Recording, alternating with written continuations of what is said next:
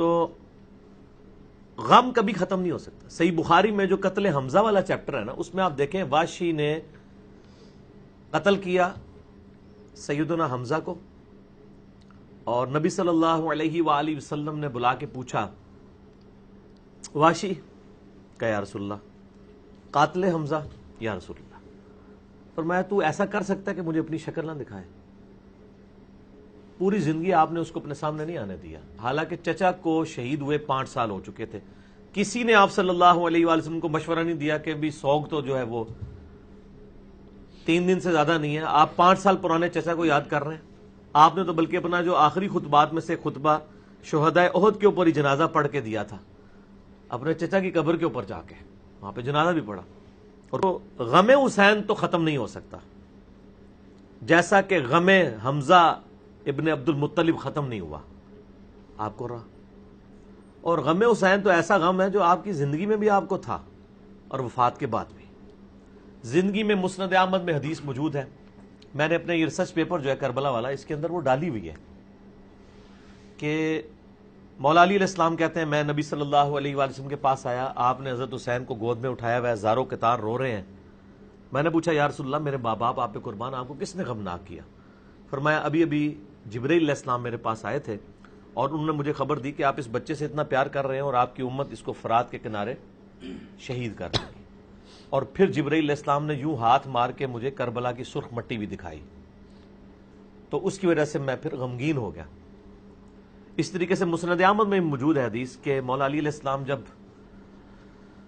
جنگ نہروان کے لیے جا رہے تھے، اس دوران نینوا کے مقام کے اوپر آپ نے اپنے ساتھی کو کہا، الفاظ ہیں اس میں، اے ابو عبداللہ صبر کرنا. ابو عبداللہ کنیت تھی حضرت حسین علیہ السلام کی. تو ساتھی کہہ رہی ہے آپ کس سے باتیں کر رہے ہیں کہ اے ابو عبداللہ صبر کرنا، اے ابو عبداللہ صبر کرنا.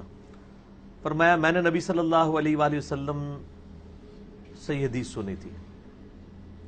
پھر انہوں نے وہ حدیث بیان کی آگے سے جو میں آلریڈی بیان کر چکا ہوں کہ میں ایک دفعہ آپ کے پاس آیا.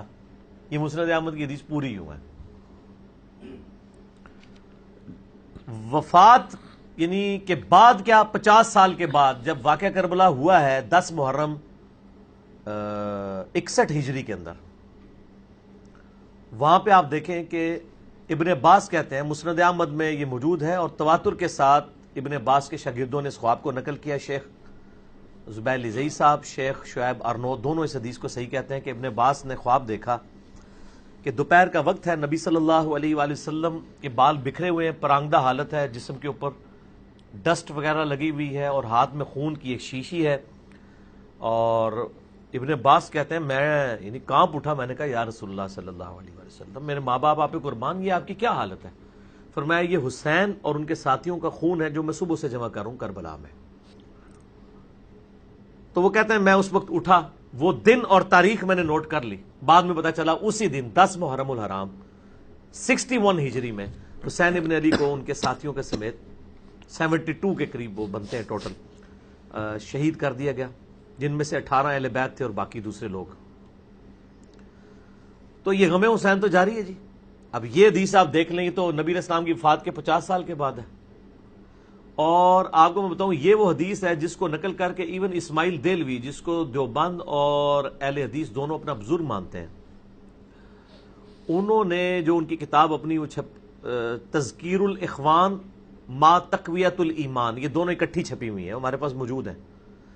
اس میں انہوں نے یہ حدیث لکھ کے کہا کہ اس بات سے پتہ چلا کہ نبی علیہ السلام اپنی وفات کے بعد بھی غمگین ہے. اور اس پوری کتاب میں اسماعیل دہلوی لفظ ہی لکھتا ہے یزید پلید. یہ تو سعودیہ ایران کی ٹسل کی وجہ سے آج حدیث کسی اور طرف چل پڑے ہیں. اسماعیل دہلوی صاحب تو لفظ ہی استعمال کرتے ہیں یزید پلید، یزید پلید، پلید کے بغیر تو وہ بات ہی نہیں کرتے. اسی کتاب کے اندر تقویۃ الایمان تو ان کے سلیبس میں پڑھائی جا رہی ہے نا، وہ کٹھی چھپی ہوئی ہے، تقویۃ الایمان اور تذکیر الاخوان.